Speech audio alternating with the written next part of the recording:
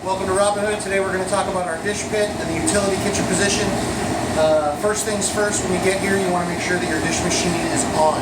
So right now the door's closed and it's not running. It's because the dish machine is off. There is a power switch on the back of this unit right here. Just flip it and boom. Now that sound is because the doors are closed and the dish machine isn't full yet. There's a fill button right here. You always want to make sure that you fill the dish machine before you run it. It's kind of hazardous for the motor to run without water. So keep that in mind. The dish runs for 2 cycles.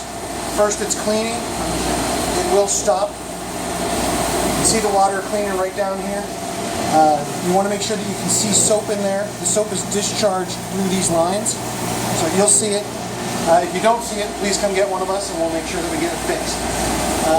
So it's going to run 2 cycles. Right now it's doing the actual cleaning with the soap. The machine will stop. After it stops, it will start back up again with a rinse cycle, as you'll see in a minute. Right now it's draining. And draining. Okay, draining's done. Give it a couple seconds, it'll kick back on for a rinse cycle. Specifically when we do glassware, we want to make sure that we've drained this, wiped it out, and started with fresh water. Glasses pick up grease very easily, so we want to make sure that there isn't anything in that machine when we run the glasses. Over here, we do have a triple sink setup. If the machine ever goes down, we can still clean dishes and sanitize them with this triple sink setup. Okay? First would be soap, then clean water, and then sanitizing solution. And then you would dry your glasses and dishes here. Okay? Our chemicals are stored down here. All of those chemicals have backups upstairs in our storage area as well. Part of your weekly duties will be to lift this up, clean underneath it, just keep this whole area as clean as possible. Cleaning dishes in a dirty environment doesn't make much sense to anyone. We've got bus tubs up here. We want to make sure that we keep these clean as well. We certainly can avoid flies and issues like that if we keep this entire area as clean as possible.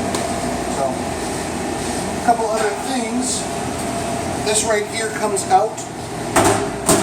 A lot of food debris ends up in this bottom area. You want to make sure that this is wiped out as well at the end of the night. 2 other areas that you're going to want to check. We end up with more debris here and also down in this last drain catch. All 3 of these things need to be emptied as the absolute last thing on your shift to make sure that we keep insects to a bare minimum around here.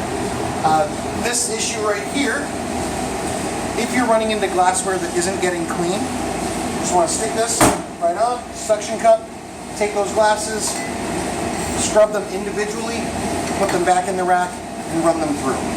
We shouldn't have to do this all the time, but from time to time, our hard water builds up, and this is the way we stay ahead of it. So that's basically the kitchen utility dish pit.